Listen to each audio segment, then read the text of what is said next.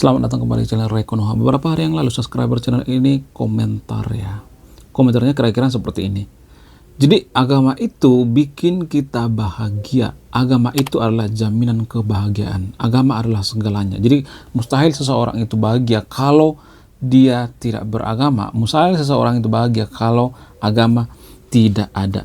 Nah, karena komentarnya seperti itu, saya nyari data, sumber, dan referensi. Ternyata setelah saya meneliti dan memahami, menurut data ya, menurut sumber, 10 provinsi yang paling religius di Indonesia itu seperti misalnya Aceh, ya, Madura, Lombok, ya, Jawa Barat, dan lain sebagainya.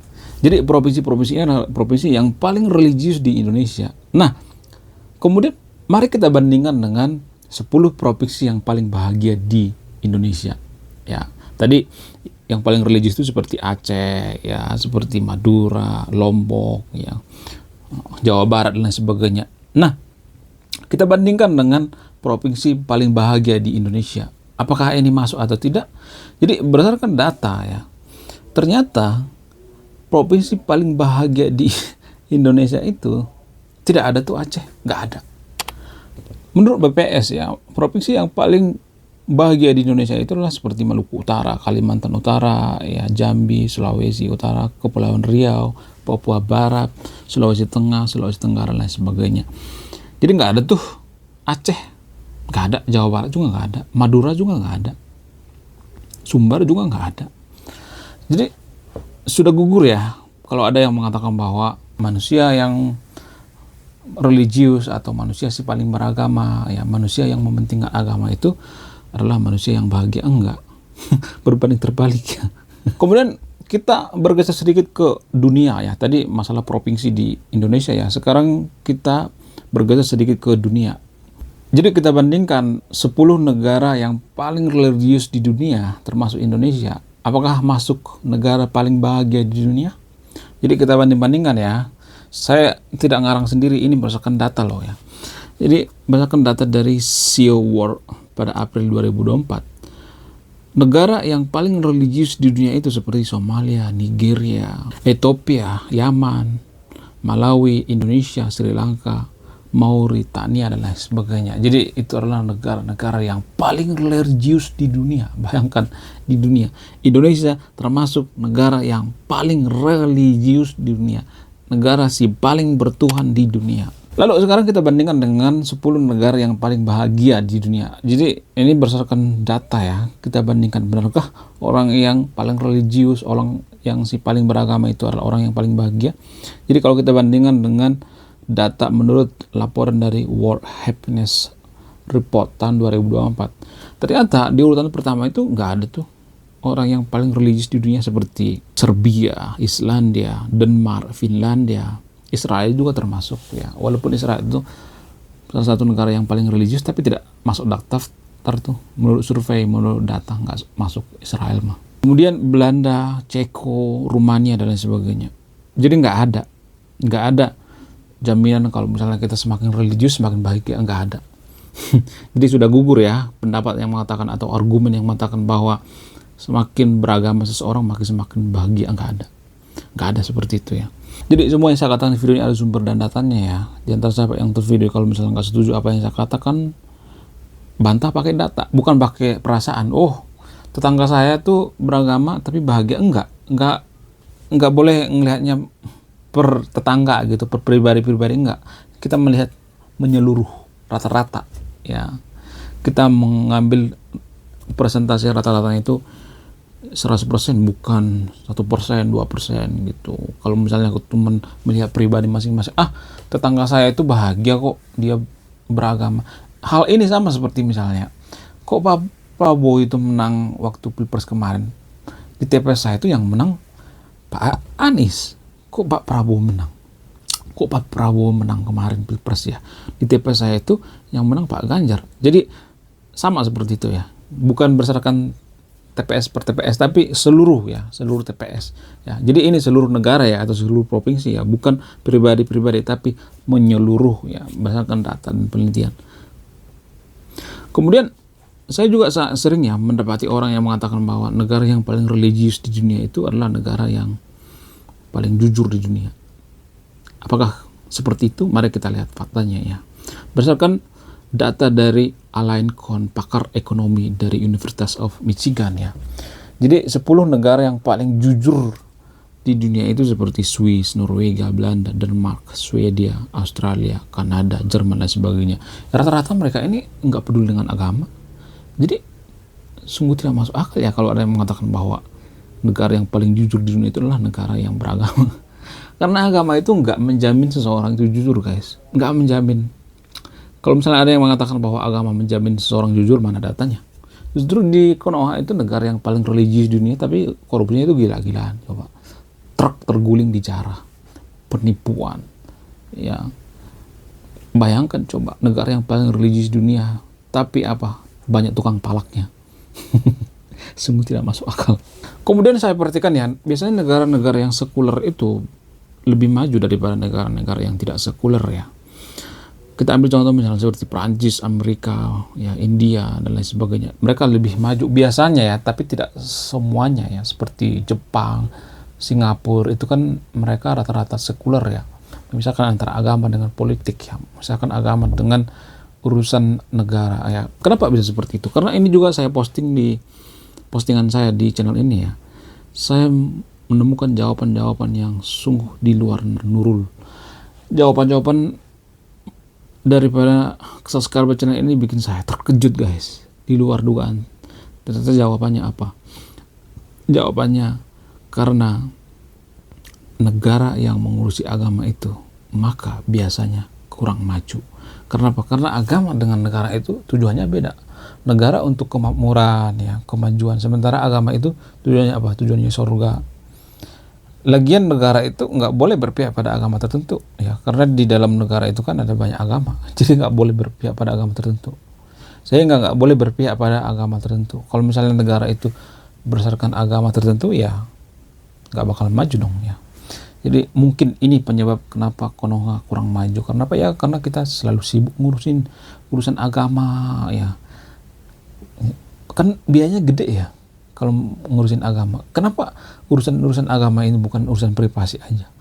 Emang negara itu bisa menjamin seseorang masuk surga atau tidak? Emang negara itu jadi agen-agen surga gitu? Oh, kamu masuk surga harus ke gini kayak gini. Saya melihat seperti itu di Konoha ya. Makanya Konoha itu salah satu negara paling religius di dunia, tapi negara paling banyak korupsi juga, negara paling banyak penipu, negara paling banyak orang munafik di dunia. Kemudian saya melihat ya di Konoha itu agama itu hanya topeng, guys. Jadi gini guys, karena mungkin saja ya karena warga Konoha itu berpikir bahwa orang yang tidak beragama, orang yang tidak memilih salah satu agama itu adalah orang yang sesat, orang yang aneh, sehingga bisa aja orang yang nggak niat beragama, nggak mau beragama, dipaksa beragama, sehingga mereka terpaksa beragama, dan ini akan merusak agama itu sendiri ya.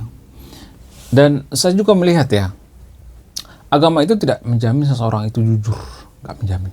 Nggak ada datanya yang mengatakan bahwa seseorang itu jadi jujur karena beragama, nggak ada. Justru menurut data, orang-orang yang paling jujur itu rata-rata orang yang tidak peduli dengan agama. Kok bisa ya? Bukannya agama itu mengajarkan kejujuran ya? Karena gini guys, saya melihat ini khusus di Konoha ya. Saya melihat warga Konoha itu kan munafik, lain di mulut, lain di bibir, lain pula yang dikatakan. Ya, mereka biasanya akan mengatakan, oh, duit mah bukan segalanya. Tapi ketika lihat duit, matanya jadi hijau. Ya, sehingga kalau mereka jadi pejabat ya, mereka bisa nyolong juga ya. Kemudian karena inferiority ya. Kenapa warga Konoha itu sering mengatakan bahwa duit bukan segalanya, duit bukan segalanya. Padahal kalau mereka dilihatin dengan duit ya, duit seabrak-abrak, mereka akan korupsi juga. Karena mereka inferiority ya, mereka masih miskin sebenarnya, miskin mental ya. Jadi mereka itu nggak bakal menjadi orang yang bermental kaya. Orang yang bermental kaya itu ya, saya kan bukan orang miskin. Jadi kalau misalnya ada orang ngasih duit ke kita, saya kan bukan orang miskin, saya bukan peminta-minta. Sangat jarang ya saya melihat di Konoha itu menolak duit ya. Kalau dikasih duit pasti diterima. Itulah alasannya kenapa di Konoha itu banyak orang yang suka dengan giveaway. Kenapa banyak orang yang suka dengan giveaway? Apa alasannya? Karena banyak di Konoha yang bermental miskin. Coba perhatikan subscriber yang memberikan giveaway, memberikan iming-iming dapat duit ya, mereka akan cepat itu naik subscribernya. Saya tidak menyebut youtubernya siapa ya, karena saya nggak nyalahin youtubernya juga ya. Youtuber itu kan ada karena apa? Karena dia melihat ada peluang. Contoh misalnya kalau di suatu negara itu nggak butuh yang namanya giveaway gitu, karena mentalnya sudah mental kaya, maka secara tidak langsung konten-konten giveaway itu nggak bakal diminati. Justru karena di Konoha itu banyak orang yang bermental miskin, sehingga konten-konten giveaway itu diminati. Itu salah satu bukti bahwa kita itu bermental miskin ya, mental pengemis gitu, minta-minta. Saya melihatnya seperti itu, sehingga banyak korupsi di Konoha. Kalau orang yang bermental kaya itu ngapain? Orang Jepang itu dikasih tip nggak mau. Itu bukti daripada orang yang bermental kaya. Kemudian saya melihat ya, justru ya orang-orang yang tidak peduli dengan agama ya, mereka itu lebih lebih humanisme, saya melihat seperti itu. Sementara negara-negara yang tidak masalah agama, tiap hari agama terus, ya nggak jadi masalah. Kalau misalnya dia beragama tapi akhlaknya baik, nggak jadi masalah. Tapi di Konoha kan agama itu cuma topeng sebenarnya, cuma di luarnya aja. Karena warga Konoha itu munafik. Bagaimana cara menutupi menafikannya? Bagaimana cara menutupi kemunafikannya? Mereka menggunakan agama. Karena warga Konoha banyak yang berpikir orang yang menggunakan atribut agama itu adalah orang yang soleh dan lain sebagainya. Coba lihat di Konoha ya, orang yang lagi puasa terus ada orang jualan, ya bisa aja orang yang jualan itu tidak seagama dengan kita kan, tapi warga Konoha selalu meneriakkan hormati kita yang lagi puasa. Warga Konoha sering mengatakan seperti itu. Menurut saya ya, orang yang minta dihormati itu adalah orang yang tidak terhormat ya. Kalau kita sudah terhormat ya, ngapain kita minta dihormati? Ya nggak sih? Justru itu kan cobaan bagi kita. Kalau misalnya orang jualan ya, cobaan bagi kita. Ngapain kita gangguin orang jualan? Tapi saya melihat ya, waktu saya nonton video-video yang viral baru-baru ini ya, yang ada orang jualan terus dikata-katain, orang lagi puasa kamu mau jualan, kok cepet banget kamu jualan. Tapi saya melihat komentar-komentar di media sosial itu mengatakan seperti ini, ya saya sebagai agama mayoritas di Konoha, saya malu ya, nggak apa-apa kalau dia jualan ya, nggak semua seagama dengan kita, nggak apa-apa. Jadi banyak yang menghujat yang video itu, yang marahin itu ya. Tapi saya melihat pada faktanya dunia nyata nggak seperti itu. Jadi beda ya antara di sosial media dengan dunia nyata itu. Saya melihat ada semacam degradasi ya, semacam perbedaannya. Di dunia nyata itu beda dengan di sosial media. Saya melihat seperti itu, saya mengamati seperti itu yang kelakuan daripada warga Konoha. Karena kalau rata-rata warga Konoha itu di sosial media mengatakan nggak boleh, kalau mau jualan juga sok, nggak jadi masalah. Tapi pada faktanya di dunia nyata nggak seperti itu. Kalau misalnya ada orang yang nggak puasa, ya itu kan urusan dia dengan Tuhannya. Masa kita harus maksain orang puasa? Ya kan? Sementara surga juga belum pasti. Surga itu masih dipertanyakan. Jadi kita memaksakan kehendak kita kepada orang lain ya. Sementara yang kita percaya juga masih dipertanyakan. Tuhan juga masih dipertanyakan. Ya. Tuhan yang personal maksudnya. Kalau misalnya ada yang mengatakan, ya Tuhan itu ada mana? Definisikan Tuhan itu apa? Tuhan itu tidak bisa didefinisikan. Bagaimana mungkin kita memaksa orang lain mempercayai Tuhan kita, mempercayai apa yang kita percaya kalau tidak bisa dibuktikan secara ilmiah? Ya, gitu ya, saya lihat di Konoha. Tapi kalau saya mengatakan seperti ini di Konoha, banyak yang nggak terima. Karena apa? Karena ya dari kecil kita sudah diajarkan ya, turun temurun ya, diajarkan seperti itu. Saya melihat warga Konoha itu ya semakin hari semakin percaya agama ya, berlebihan dalam beragama, semakin agamis tapi semakin terpuruk saya melihatnya. Jadi berbanding terbalik. Kenapa? Karena orang yang, mohon maaf ya, nggak semuanya, tapi orang yang beragama itu adalah orang yang takut sebenarnya, orang nggak percaya diri. Kalau dia percaya diri, takut, ngapain saya butuh surga kalau meninggal? Ngapain saya butuh agama kan saya hidupnya fine-fine aja, buat apa saya butuh agama. Jadi saya melihat di Konoha ya, agama itu semacam ya mencegah ketakutan kita sendiri ya. Karena warga Konoha banyak berpikir kalau nanti kalau mati biar masuk surga ya kan, padahal kan surga juga belum terbukti secara ilmiah. Justru saya melihat agama itu dijadikan keset ya di Konoha ya, karena ketakutan warga Konoha akan kematian sehingga mereka butuh yang namanya agama.